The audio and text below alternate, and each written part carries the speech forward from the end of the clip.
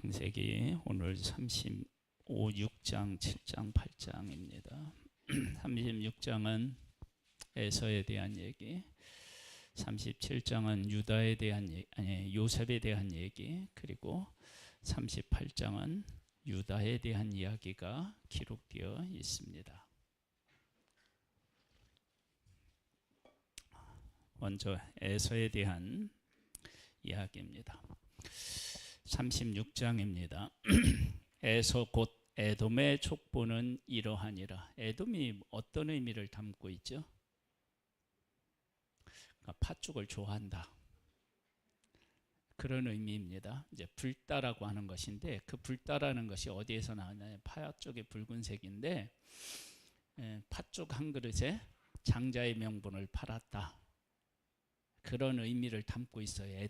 에돔이라고 하는 뜻이. 그런데 에서 곧 에돔의 족보는 이러하니라. 그러면 팥죽 한 그릇으로 장자 명분을 팔았으면 에서는 인생이 어떻게 돼야 되냐? 내리막길로 가야 돼요. 그런데 36장을 우리가 읽어보면 내리막길이 아니라 정말로 가파르게 오르는 상승의 인생을 살아가요. 하나님은 우리를 깨우치실 때요, 우리를 때려서도 깨우치시지만 하나님께서 우리에게 가지고 계신, 우리 한 사람 한 사람에게 주시고자 하는 복을 주심으로 우리가 잘못 알고 있었던 것들을 깨우치기도 하셔요. 저는 우리 성도님들이 어떤 복을 받아 누리면 참 좋겠다라고 하는 생각이 있느냐, 그러면 하나님이 우리 성도님 각자에게 주시는 복이 어떤 것인지를 깨달아 알고 그 복을 누렸으면 참 좋겠어요. 아니, 하나님이 주시는 복 말이에요. 내가 생각하는 거 말고. 자, 볼까요? 에서가 가나안 여인 중 헷 족속 엘론의 딸 아다와 히히 족속 시브온의 딸인 아나의 딸 오홀리바마를 자기 아내로 맞이하고 이 이스마엘의 딸 느바숫의 누이 바스맛을 맞이하였더니 아다는 엘리바스를 에서에게 낳았고 바스말은 누헤를 낳았고 오홀리바바는 여우스와 얄람과 고라를 낳았으니 이들은 에서의 아들들이요 가나안 땅에서 그에게 태어난 자들이더라. 아내도 얻었고요, 아내들도 얻었고요, 자식들도 얻었습니다. 그리고 그것만 있는 것이 아니고 그 다음에 보면 이런 말씀이 이어서 나와요. 에서가 자기 아내들과 자기 자녀들과 자기 집의 모든 사람과 자기의 가축과 자기의 모든 짐승과 자기가 가나안 땅에서 모은 모든 재물을 이끌고 그의 동생 야곱을 떠나 다른 곳으로 갔는데, 왜 갔느냐? 두 사람의 소유가 풍부하여 함께 거주할 수 없음이러라. 그들이 거주하는 땅이 그들의 가축으로 말미암아 그들을 용납할 수 없었더라. 야곱도 부유했지만 에서도 어떻게 해요? 부유했던 거예요. 자식들도 많이 낳고요, 그리고 경제적인 것도 부유했다고요. 그러면 에서는 축복을 받고 싶었어요. 그래서 아버지가 축복하는 복을 야곱이 빼앗아 갔다고 생각해서 어떻게 해요? 죽이려고 그랬다고요. 그런데 이제 지금 이때 이제 그 야곱이 이제 집을 떠나서 돌아온 시간이 20년이거든요. 20년이 지나고 났는데 자기가 생각했던 것만큼 하나님이 나를 미워하시고 나를 선택하지 않고 야곱을 선택하셨다고 했는데, 에서가 생각해 보니까 하나님이 자기에게 베풀어 주신 은혜가 너무 큰 거예요. 얼마나 컸느냐? 아내 얻었죠, 자식들 낳았죠, 하는 일마다 잘 되는 거예요. 여러분, 우리 인생이 이러면 얼마나 좋겠어요. 그렇죠?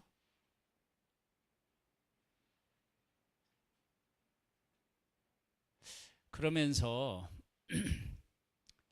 이 에서가 깨닫게 되는 거예요. 뭘 깨닫느냐?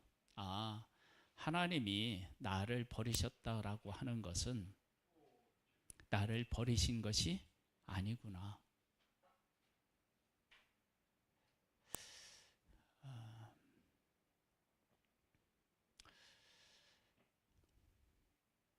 모든 사람이 내가 좀 이 사실을 좀 깊이 인식했으면 좋겠습니다.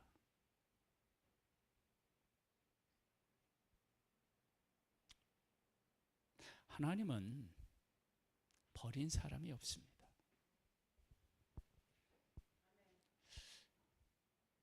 그런데 많은 경우 하나님이 나를 버리셨다, 그렇게 생각하는 경향이 있습니다.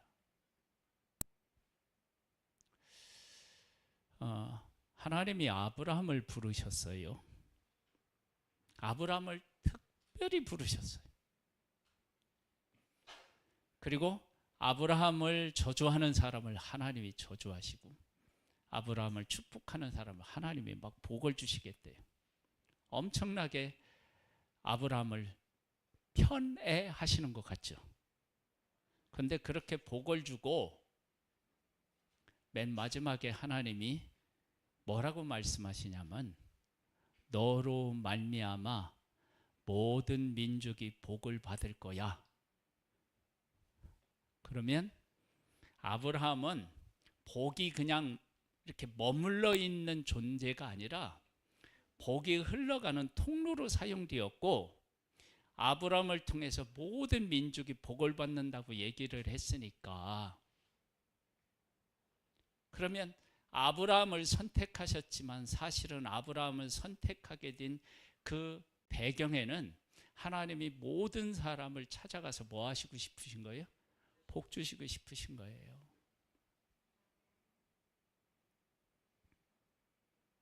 지금도 마찬가지예요. 지금도 똑같아요.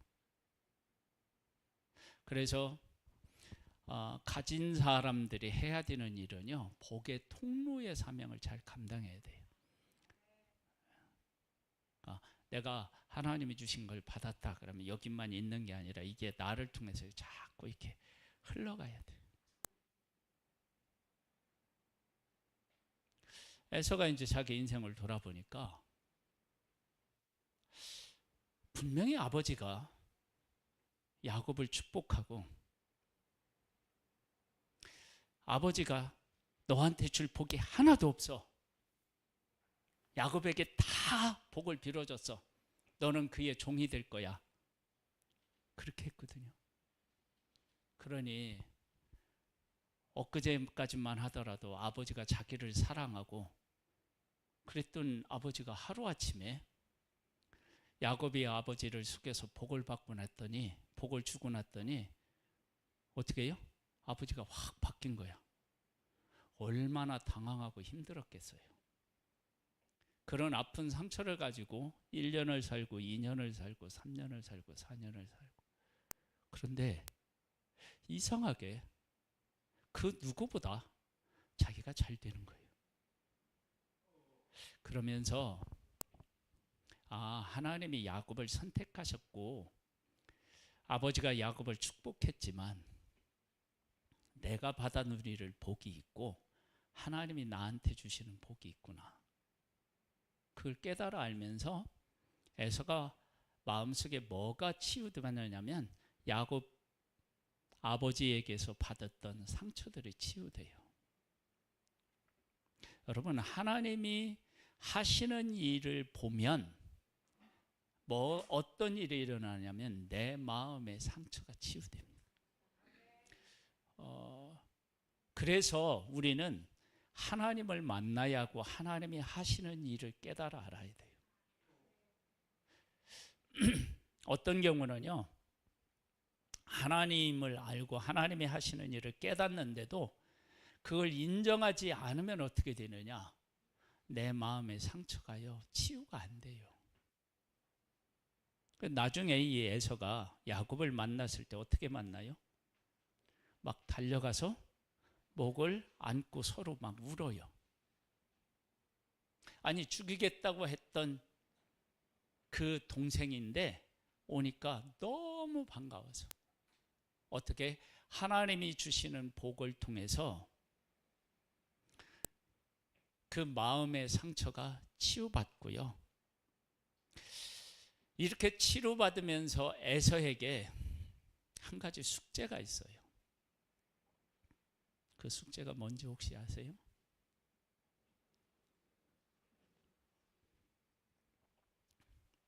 그 숙제를 해결해야 진짜 에서가 복이 있어요. 그 숙제는 하나님이 야곱을 택했잖아요. 그러니까 하나님이 야곱은 사랑하고 에서는 뭐 했다고요? 미워했다고 그렇게 얘기해요. 근데 사실 하나님이 에서를 미워한 게 아니에요.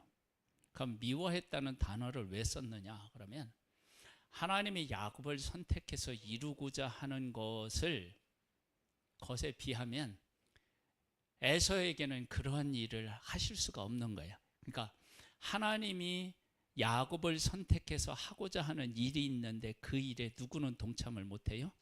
에서를 못하니까 그 일이 소중하니까 그 소중한 일에 에서가 동참하지 못하니까 미워한 것처럼 보여지는 거예요. 네? 여러분, 우리들이 살아가는 삶에도 그러잖아요. 내가 누구를 만약 나라에서 뭐 이렇게 어려운 사람을 이렇게 도와준다, 어떤 대기업에서 도와준다 할 때 다 도와줄 수는 없잖아요. 그렇죠? 그 중에 선별된 사람을 도와주잖아요. 만약에 이제 다 도와주려고 하면 100원 줘야 될 걸 얼마 줘야 돼요? 5원을 준다든지 10원을 줘야 된다든지 그러잖아요. 그럴 수밖에 없잖아요.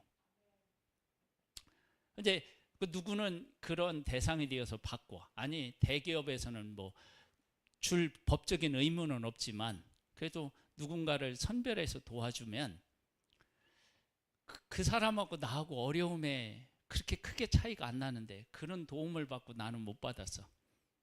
그러면 우리 마음에 어떤 마음이 있어요? 서운한 마음이 들 수 있잖아요. 그런 차원에서 미워했다 그렇게 나오는 거예요. 네. 자기가 지내고 보니까 내가 하나님으로부터 받고 아버지로부터 받고 싶었던 것들이 물질적인 거였어요. 그런데 그것은 넘치도록 받았어요. 그러면 에서에게 어떤 질문이 하나 생겨야 된다고요? 숙제가 생겨야 된다고요? 그게 뭐냐고요?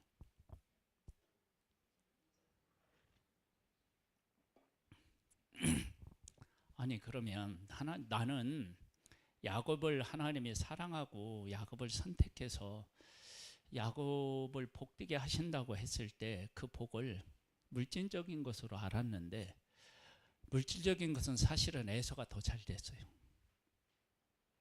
에서가. 왜냐하면 장정 400명을 이끌고 누구를 만나요? 야곱을 만나요. 여러분 400명을 에서에게 속한 사람이 아니더라도 400명을 모으는 일도 결코 쉬운 게 아닌 거예요. 만약에 400명을 모았다 그러면 야, 내 동생 하는데 같이 가자 그럴 때 아, 나 바빠 못 가. 얼마든지 그럴 수 있잖아요. 그럼 내게 속한 사람이 아니더라도 만나러 가자 그랬을 때 그럼 가야지. 그렇게 한다는 얘기는 그만큼 에서의 영향력이 컸다는 것을 알 수 있잖아요. 아니 그렇게 영향력 있는 사람 잘 돼. 그런데 야곱을 선택했다는 거야.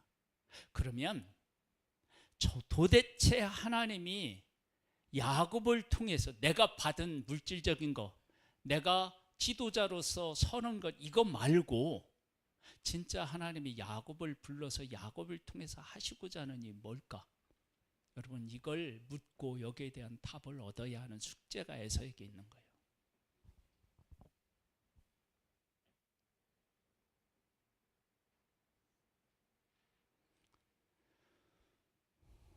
만약에 에서가 그러한 질문과 거기에 대한 답을 얻지 못했다 그러면 에서는 역시 육신에 속한 사람인 거예요. 여러분, 우리에게 이런 질문이 생겨야 돼요. 이 질문, 이 엄청나게 중요한 질문이에요. 내가 예수를 믿어요? 누구보다 잘 돼요. 영향력이 있어요. 그런데 하나님께서 영적으로 쓰시는 사람을 통해서 하나님이 정말로 내 인생에 원하시는 게 뭘까? 저 사람을 하나님은 왜 저렇게 쓰실까? 이런 영적인 일에 질문을 던지고 거기에 대한 답을 얻어야 돼요. 그런 것에 아무런 어떤 관심이 없다 그러면요, 나는 약속과 함께하는 사람이 아닌 거예요. 만일에요, 내가 쉽게 설명을 해볼게요. 제가 목사인데 제가 주식 투자해서 막 돈 번 사람 부러워하고, 땅 사가지고 막 그 팔아가지고 막 몇 배를 얻은 거 막 부러워하고 있고, 여러분의 목사가 지금 막 그러고 있다. 그럼 여러분 어떻게 생각하겠어요? 근데 목사가 전도하는 사람을 부러워하고, 기도하는 사람을 부러워하고, 말씀대로 살지 못하는 사람을 부러워하고, 여러분 생각해 보세요. 완전 다르죠?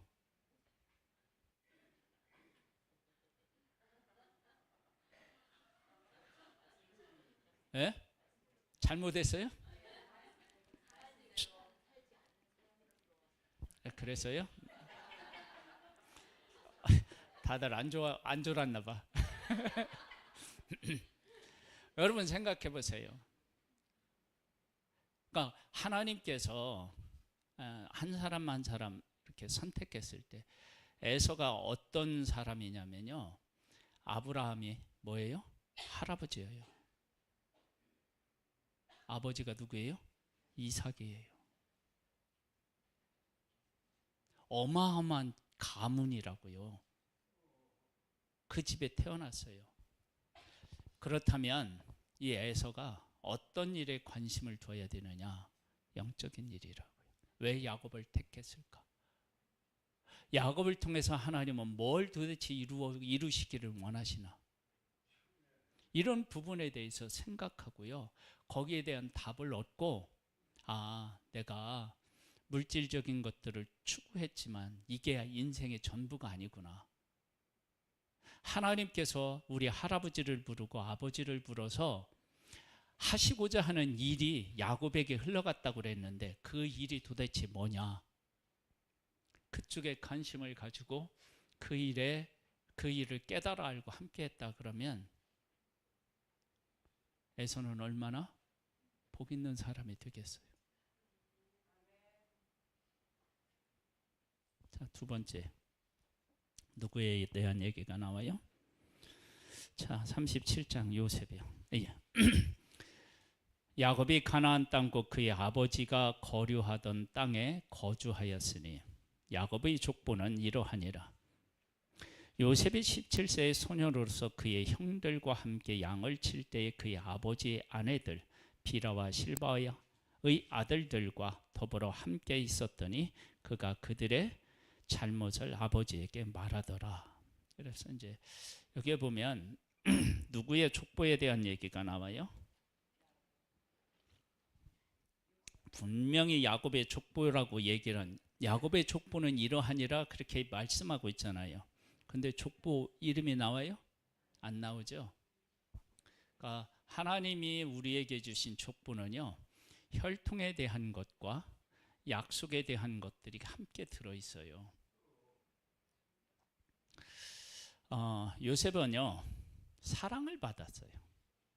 누구의 사랑을 받아요? 아버지에게 사랑을 받고 또요, 하나님에게도 사랑을 받았어요. 근데 이 사랑받는 건 좋은데 뭐가 또 문제가 있어요? 사랑받아야 될 형제들에게 또 미움을 받는다는 거예요. 여기 보면 이런 일이 있어요. 그들의 잘못을, 요셉이 형들의 잘못을 아버지에게 말하더라. 여러분 생각해 보세요. 동생이, 요셉이 형들의 잘못을 말하면 동생을 미워하는 게 아니라 뭐를 해야 돼요? 자기들의 잘못을 고쳐야 되잖아. 가인과 아벨이 하나님 앞에 제사를 지냈어요. 하나님이 아벨과 그 제물은 받으시고 가인과 그 제물을 받지 않으셨어요. 그러면 가인은 어떻게 해야 돼요? 하나님이 받으시는 예배가 뭘까 고민하고 예배를 바르게 드려야 되잖아요. 근데 그렇게 하지 않았어요. 어떻게 했어요? 동생을 죽여버렸어요. 이제는 예배 드릴 사람이 누구밖에 없어요? 자기밖에 없는 거예요. 그러면 하나님이 나밖에 없으니까 내가 어떻게 드리든 제사를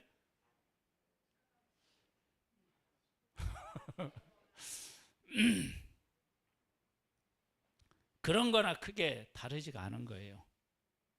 잘못을 얘기했다면 자기 잘못을 고치면 요셉이 할 얘기가 없는 건데 자기들의 잘못은 고치려고 하지 않고 고자질한 요셉을 어떻게 해요? 없애면 된다는 거예요.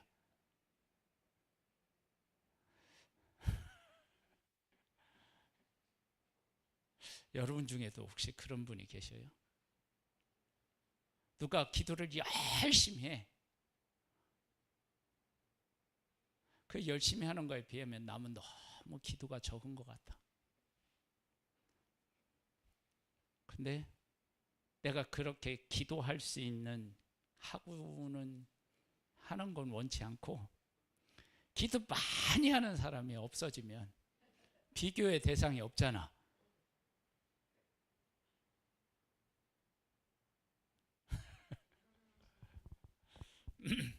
여러분은 어떻게 생각하셔요? 여러분 우리나라가요 세계적으로 잘 사는 나라예요. 진짜 잘 살아요.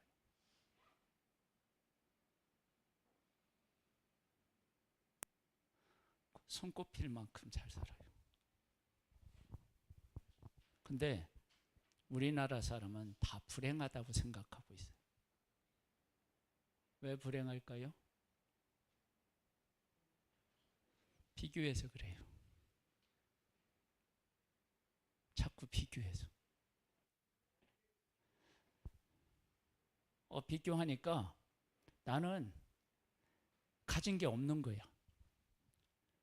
가질 게 없는 게 왜 없어요? 여러분 늘 얘기하잖아요. 옷장에 옷이 많아 가득해요. 아니 우리 집에도요 옷장이 있는데 옷을 하나 꺼내려면요 얼마나 힘든지 몰라요. 왜 그래요? 꽉 차가지고요. 그래서 다 걸어놓고도 남아가지고 막 그 밑에다 쌓아놔. 그 쌓아놓는데 한 줄만 쌓아놓는 게 아니라 그 안쪽에도 쌓아놔. 그래서 안쪽에는 뭐가 들어있는지 나중에 잊어버려가지고요. 우리 집 냉장고요. 얼마 전에 아내가 냉장고가 너무 작대요. 그래서 양문형 냉장고를 샀어요. 조금 지나니까요. 그 냉장고에 가득 그러면서 매번 하는 얘기가 뭐냐면 먹을 게 없대요. 아니 냉장고에 있는 건 도대체 뭔지 모르겠어요. 돌멩이를 넣는 건지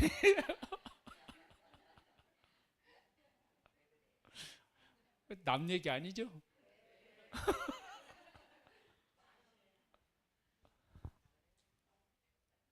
제가 장로님한테 이런 얘기를 들었어요. 경제가 어려우면요 동전이 많이 나온대요. 동전이. 경제가 부유할 때는요 사가지고 남은 거 어떻게 해요? 아무 데나 그냥 놓는 거예요. 근데 어려우면 어떻게 되냐면 그걸 하나하나 찾아서 가준대요. 진짜 어려우면 냉장고에 있는 거 어떻게 해요? 꺼내 먹지. 동전 꺼내듯이.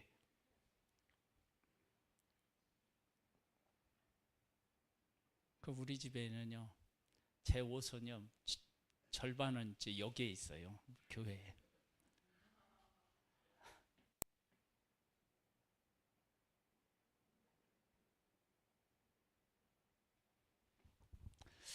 요셉의 형들 얘기를 했어요.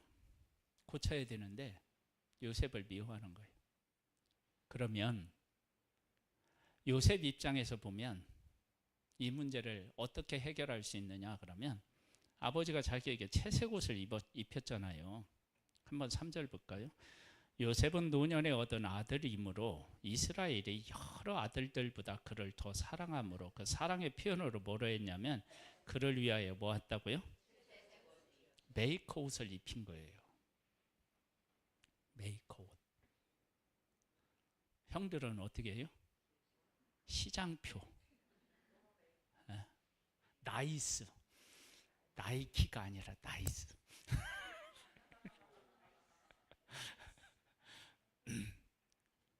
그러니까 화가 나잖아요.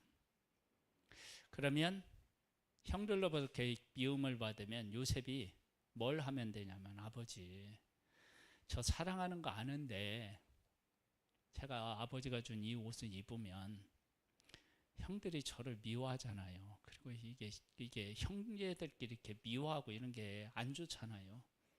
저도 그냥 나이스 사주세요. 입을게요. 그러면 되잖아요. 근데 이 요셉은요, 채색 옷을 그냥 입어요. 그리고 형들이 미워하는 그 미움을 받아요.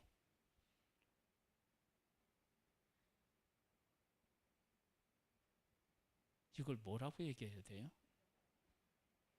예? 그 진짜 제가 봤을 때 형제들이요, 요셉은 꼴도 보기 싫었을 거예요.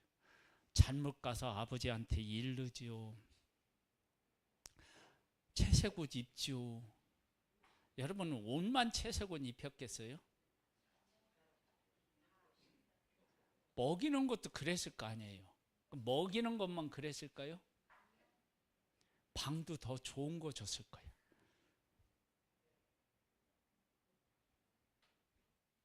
여러분, 그게 보여요. 그럼 얼마나 화가 나겠어요.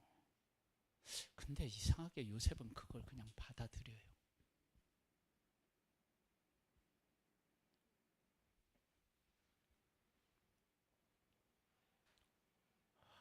그 다음에 더 화딱지 나는, 형제들로 봤을 때 더 화가 나는 일이 생겨요. 얘가 꿈을 꿔요. 아버지한테 사랑을 받더니요, 하나님에게도 사랑을 받는 거예요. 꿈을 꾸는데요, 12의 곡식단이 있는데 11단이 자기한테 절하는 거야.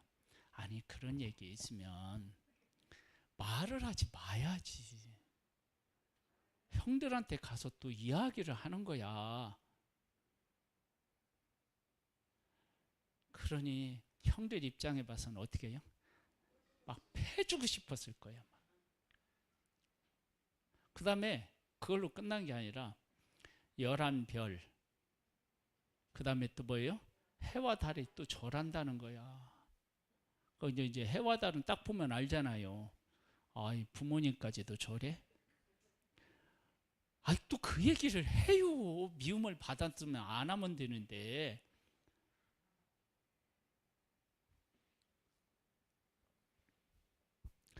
요셉에게 중요한 건 뭐였어요? 아버지요. 내가 미움을 받더라도 아버지의 기쁨이 된다면, 하나님이 나를 통해 하실 일이 계시다면, 내가 형들의 미움을 받아도 그 인생을 살아내겠다고 한 거예요. 여러분 한번 생각해 보세요. 다른 사람의 미움을 받아도 아버지의 기쁨이 되기 위해서 그 일을 하고 있나? 하나님의 기쁨이 되기 위해서 그 일을 하고 있나?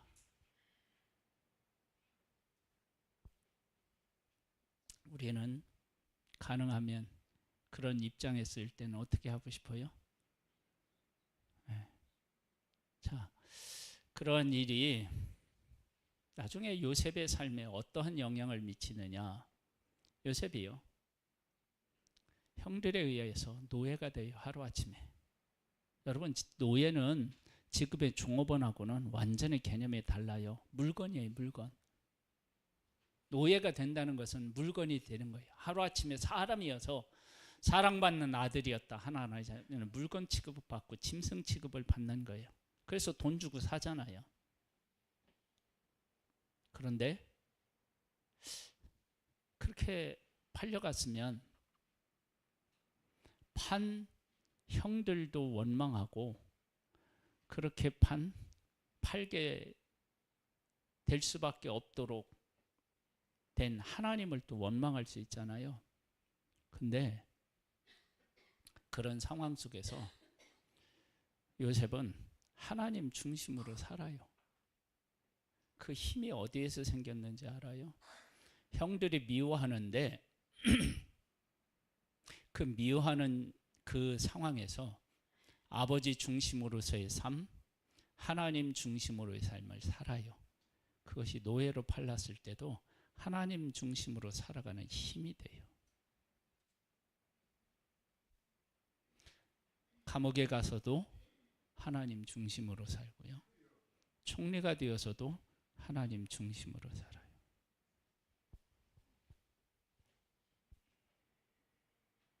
여러분 어떻습니까?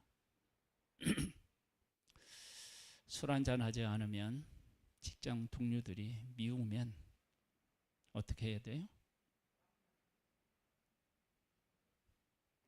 그거 하나도 우리 극복하지 못하는 경우도 있어요.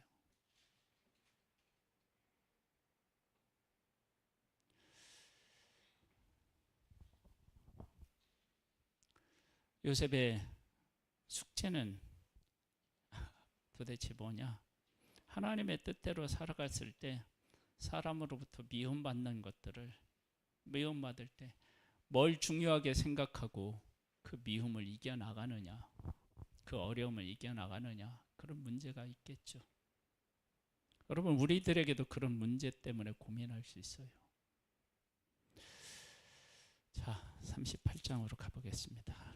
얘기는 많은데, 할 얘기는 많은데, 그 후에 유다가 자기 형제들로부터 떠나 내려가서 아둘람 사람 히라와 가까이 하니라.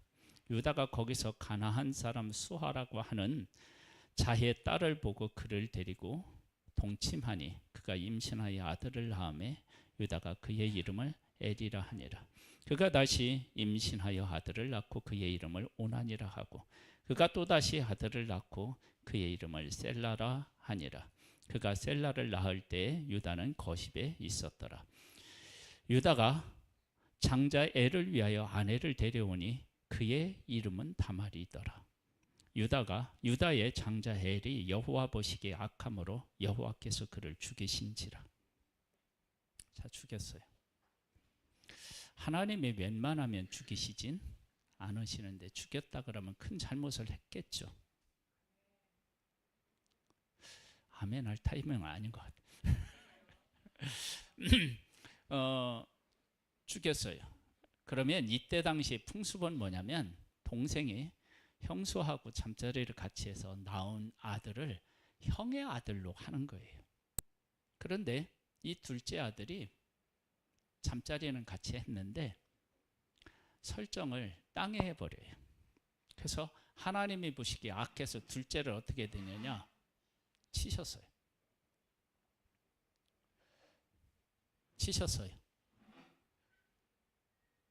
죽어요. 그 다음에는 이제 어떻게 해야 되냐면 셋째를 형의 아내한테 줘서 자식을 낳아서 형들의 유업을 있게 만들어야 되는데 유다가 어떻게 하느냐 그러면 야, 너 친정집에 가 있어. 그 보내. 그리고 이 세 번째 아들이 컸는데도 그걸 안 해. 그래서 어떻게 되냐, 며느리가 창녀 복장을 하고 시아버지를 속여갖고 시아버지를 같이 잠자리를 같이 해서 애를 낳아. 성경은 이런 일들도 다 기록해놔요.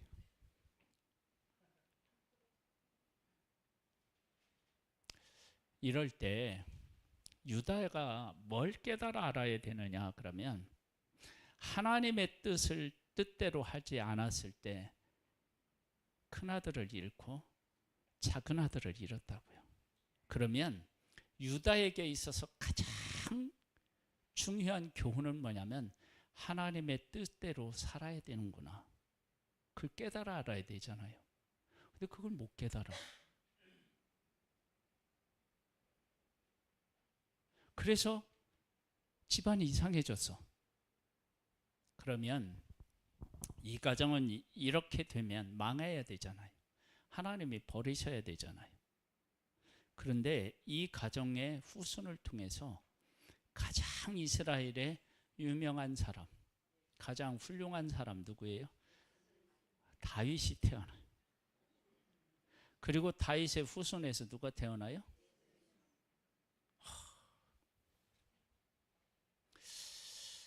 유다가 이렇게 자기의 가문이 위대해질 줄 몰랐겠죠. 여러분, 하나님이요, 이런 가문, 이런 집안을 통해서 가장 위대한 왕인 다윗이 태어나게 하시고 다윗의 가문에서 예수 그리스도가 온 인류를 구하는 예수 그리스도가 탄생하게 하셨다고요. 자, 내가 하나님 앞에 바르지 못해요. 내가 바르지 못해서 소중한 것을 혹시 잃었다 할지라도 하나님은 나를 버리시지 않고 나를 가장 귀한 존재로 다시 세워서 복의 복을 더하고 싶으신 분이 하나님이셔요. 여러분, 그런 하나님을 만나셔야 돼요. 그 하나님이 지금도 내 삶 속에 오셔서 나와 함께 하신다는 것을 깨달아 아셔야 돼요. 하나님은 어제나 오늘이나 영원토록 변함이 없으십니다. 그런 하나님을 만나는 것, 그 하나님을 만나서 내 인생을 바르게 세워나가고 내 인생에 정말로 나는 이렇게 부족하지만 하나님이 나를 이렇게 귀하게 쓰시는구나 하는 것을 깨달아 알고 감사와 기쁨이 넘치고 내 삶을 소망으로 다시 세우는 그 일들, 그게 바로 믿음으로 해야 될 나의 삶인 거예요. 하나님은 그걸 원하셔요. 요한복음에 보면 날 때부터 한 번도 걸어보지도 못하고 한 번도 보지 못한 자가 있어요. 소경에 있어요. 사람들은 그를 뭐라고 얘기했느냐면 그의 죄 때문입니까? 그의 부모의 죄 때문입니까? 그때 예수님은 뭐라고 말씀하셨냐면 그의 죄도 아니고 그의 부모님의 죄도 아니고 하나님이 그를 통해 하실 일을 나타내고자 합니다. 그리고 그의 눈을 뜨게 하셨어요. 여러분, 사람이 내게 뭐라고 하든 그건 관계없어요. 하나님은 나를 가장 귀한 존재로 보시고 나의 잘못도 용서하시고 그리고 나를 새롭게 가장 복된 존재로 세우기를 원하시는 분이십니다. 그 하나님을 만나서 우리 성도님들의 삶이 복 있는 삶이 되시기를 주님의 이름으로 축복합니다. 하나님 아버지, 하나님을 알고 하나님 아버지를 아는 은혜를 우리에게 베풀어 주옵소서. 예수님의 이름으로 기도드립니다. 아멘.